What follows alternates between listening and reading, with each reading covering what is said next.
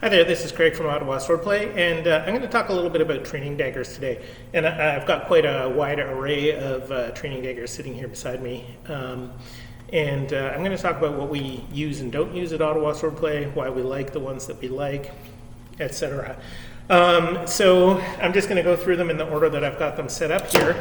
So I'm going to start with this. This is a fairly inexpensive reproduction medieval Rondell dagger. It's got the nice triangular cross-section blade. The tip of this one is blunt, but it is still a very stiff, hard piece of steel with absolutely no give. This is not a bad representation. It has some problems in terms of historical accuracy, but it looks like a Rondell dagger, and I use this mainly for demonstrating what they looked like. I have another one that's actually pretty similar but a bit nicer, and it's also really sharp. I don't take that out very much.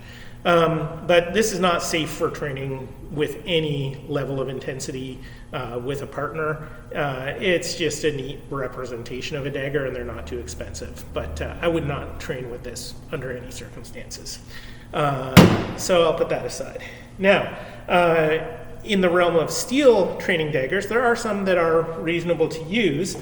So this one is from Alchem Incorporated, and they make a lot of swords and daggers and stuff like that. And you can see that it has quite a flexible blade. Now, when you buy these, they come to quite a narrow but then rolled tip. And I find that the tip of them tends to be a little bit more flexible than what I personally like. I usually buy them a little bit longer and then cut the tip down to a place where I think that the flex is what I want. And then this one, I've got a plastic tip on it this is one of the ones that Darkwood Armories makes, the plastic tips.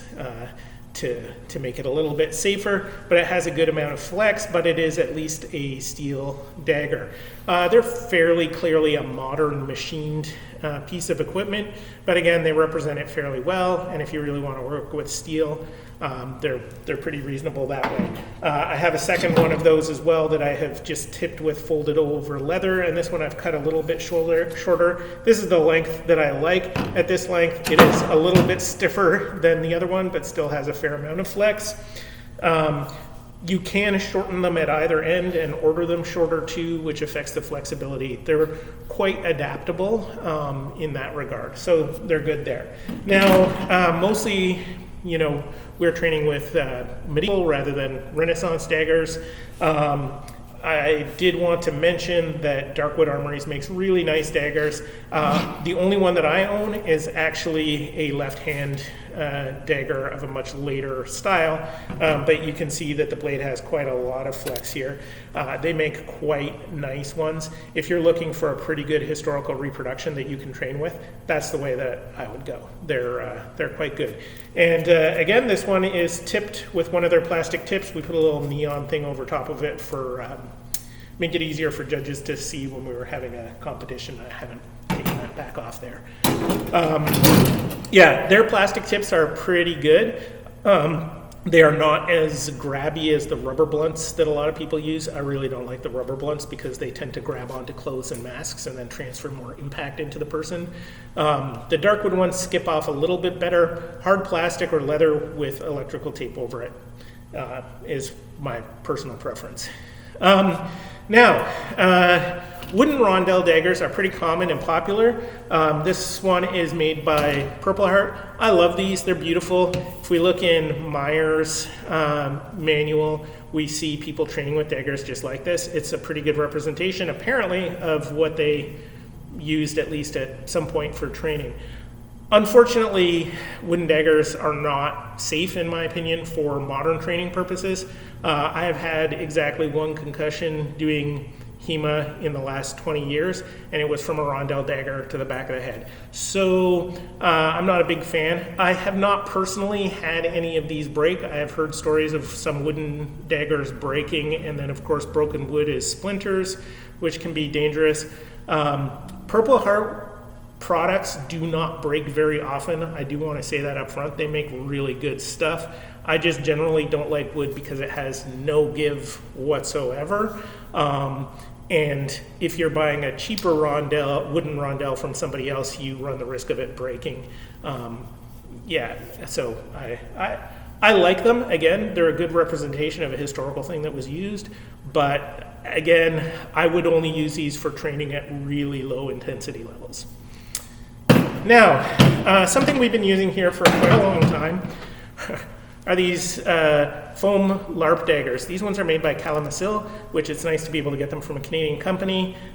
This is a little bit of a fancy decorated one. They vary a little bit. I like this one because it is designed after a Basilard or Holbein dagger. It's a good length. It's a fairly squishy foam. It has a little bit of flex, but not much. But the tip squashes quite a lot, so we can go with a fair amount of force with these. These ones are also much nicer for your training partner if you're doing the scissor wrist lock. They don't drive into the person's wrist quite as much as some of the other ones, which is nice. They're, last I checked, about $50 Canadian, I think, which is not bad, but it's not the cheapest thing available, but they're pretty safe and they're pretty good. They do make another dagger that is meant to look like a Viking sword. It's not based on a historical one. They've got some other total fantasy ones. I like these ones the best. They're pretty good. Kalamazoo also used to make a line of products, and I was actually kind of working with them to develop these. This is made out of a much heavier, denser foam. This is one of their earlier models too, where they put a steel bar inside it, so it does not have very much flex. It's still a little bit squishy, but the weight is kind of nice in the hand. It feels like something is there. The later version, they took the steel bar out and used their regular synthetic core, which had a little bit more flex and made it not quite so heavy. And those are really good, but they were actually quite expensive, and there wasn't very much demand, so they stopped making them, unfortunately. But Kalamazoo, if you're going with foam weapons, they do make really good ones, and they have some that are historically based, so that's nice. Now, what we use the most now at Ottawa Swordplay and recommend is the cold steel synthetic training Rondell dagger. And I'm going to be honest, I don't personally like most of Cold Steel's products that I have seen, but these things are pretty good. So this is one as they come from the company. It's made out of black plastic, and it's a pretty good representation of a Rondell dagger. It's got the triangular cross-section blade. It's got a nice round ball on the end of it that helps make it safer, and it's got a fair amount of give here. So it's a good representation of the kinds of daggers that we see in some of the historical manuscripts. It is obviously plastic. It is not a historical product, but it is not bad at all. Yeah, we do like these. Now, one small thing I will mention is that around the Rondells, there are some fancy decorations, which are really nice, but some of these little pointy bits, if you're not wearing gloves, or if your partner is not wearing gloves, they can kind of jab into your wrists and stuff. It's not a terrible thing. I just recommend wearing gloves when you're training with these daggers. One of the other things that I like about them is that you can decorate them with like a silver Sharpie. This one's taken quite a lot of wear since I did it, but you can really personalize them pretty easily, and quite a few people in our school have their own one that they've made look a little bit fancier for their own personal use. We do recommend these, and as of making this video, we have a bunch of these in stock still available. We sell them for $25, which is quite a lot cheaper than most of the other options for daggers. They work well. I've been using this one for, I don't know, 4 years or something like that, and it's started to get a little bit of a bend in it, but I could probably work to straighten that out if I wanted to, but it doesn't really affect the usefulness for training. So this is a great and inexpensive training tool if you're into doing medieval dagger defense. This is the one that I would generally recommend. So that is an array of training daggers that you can look at, and yeah, if you're interested in getting one of these, check on our store. We've got them available on our online shop at ottawaswordplay.com. Have a good day.